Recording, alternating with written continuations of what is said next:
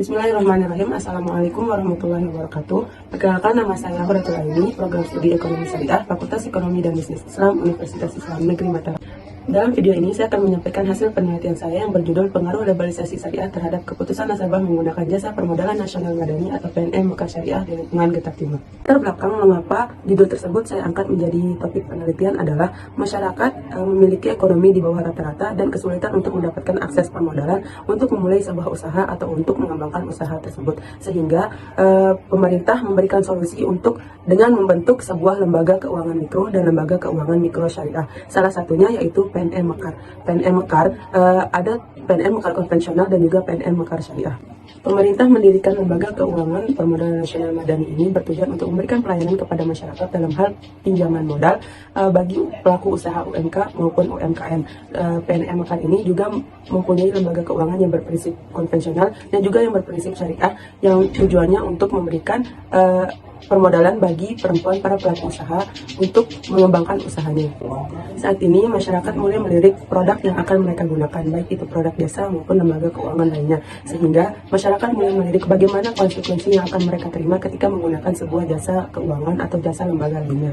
Dengan masalah tersebut dapat dirumuskan permasalahan, yaitu apakah liberalisasi syariah tersebut berpengaruh terhadap keputusan nasabah menggunakan jasa permodalan nasional madani Mekar Syariah di lingkungan Getah Timur.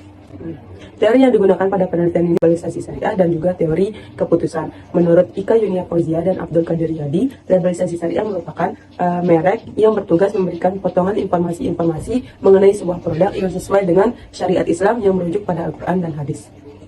Adapun indikator pada liberalisasi syariah ini ada 6. Yang pertama dapat disukai, yang kedua dapat diingat, yang ketiga bebas riba, yang keempat prosesnya yang mudah, yang kelima pelayanan, dan yang keenam adalah resiko.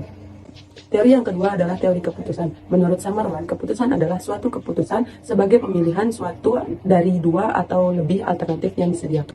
Kemudian yaitu metodologi penelitian. Yang pertama, jenis penelitian dan pendekatan penelitian. Jenis penelitian yang digunakan adalah penelitian kuantitatif dengan pendekatan deskriptif kuantitatif, di mana nantinya hasil penelitian akan diolah menggunakan angka dan diinterpretasikan menggunakan narasi, sehingga hasil penelitian data tersebut valid dan objektif. Populasi dan sampel. Populasi yang digunakan pada penelitian ini adalah jumlah nasabah yang berada di lingkungan Getah Timur, dan sampel yang digunakan didapat dari rumus Lopin, di mana hasil dari perhitungan rumus tersebut terdapat 92 nasabah yang akan digunakan menjadi sampel dengan taraf kesalahan atau taraf signifikansi sebesar 5% atau 0,05. Selanjutnya yaitu teknik pengumpulan data. Pada penelitian ini, teknik pengumpulan data yang digunakan adalah yang pertama observasi, yang kedua adalah wawancara, dan yang ketiga adalah kuesioner atau angket. Pada kuesioner ini terdapat poin 1 sampai dengan 4 yang dimana poin tersebut mewakili respon daripada sampel yang akan digunakan. Selanjutnya yaitu teknik analisis data, di mana pada penelitian ini teknik analisis data yang digunakan yang pertama adalah uji instrumen penelitian yang berisi uji validitas, uji reliabilitas, di mana ketentuan pada uji validitas ini apabila nilai R hitung lebih besar daripada R tabel, maka kuesioner tersebut dapat dikatakan valid. Begitupun sebaliknya. Yang kedua adalah reliable. Pada uji reliabilitas ini terdapat ketentuan bahwa apabila nilai alfa lebih besar daripada 0,70, maka pada penelitian ini variabel tersebut dapat dikatakan reliable. Yang selanjutnya yaitu uji normalitas atau yang terdapat pada uji asumsi klasik. Uji asumsi klasik yang digunakan ada dua. Yang pertama uji normalitas dan yang kedua adalah uji heteroskedastisitas. Pada uji normalitas terdapat ketentuan bahwa apabila nilai signifikansi lebih besar daripada 0,05, maka data pada penelitian tersebut dapat dikatakan berdistribusi secara normal. Kemudian untuk uji heteroskedastisitas dengan ketentuan bahwa apabila nilai signifikansi lebih dari 0,05, maka tidak terjadi gejala heteroskedastisitas pada penelitian tersebut.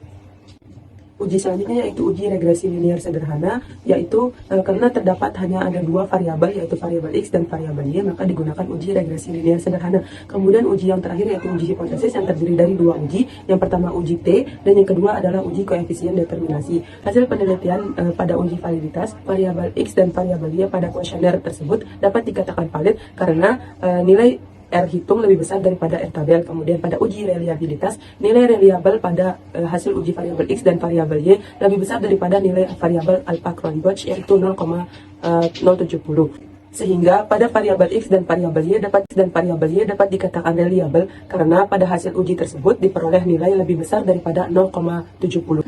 Berdasarkan pembahasan tersebut, dapat ditarik kesimpulan bahwa terdapat pengaruh antara liberalisasi syariah terhadap keputusan nasabah menggunakan jasa permodalan nasional madani dengan tingkat signifikansi 0,000 kurang dari 0,05 dengan nilai T hitung sebesar 4,926 lebih besar daripada T tabel yaitu 1,987. Kemudian hasil uji determinasi juga menunjukkan bahwa besar persentase pengaruh antara liberalisasi syariah terhadap keputusan nasabah yaitu sebesar 21,6% dan sisanya 78,4% dipengaruhi oleh variabel lain di luar penelitian.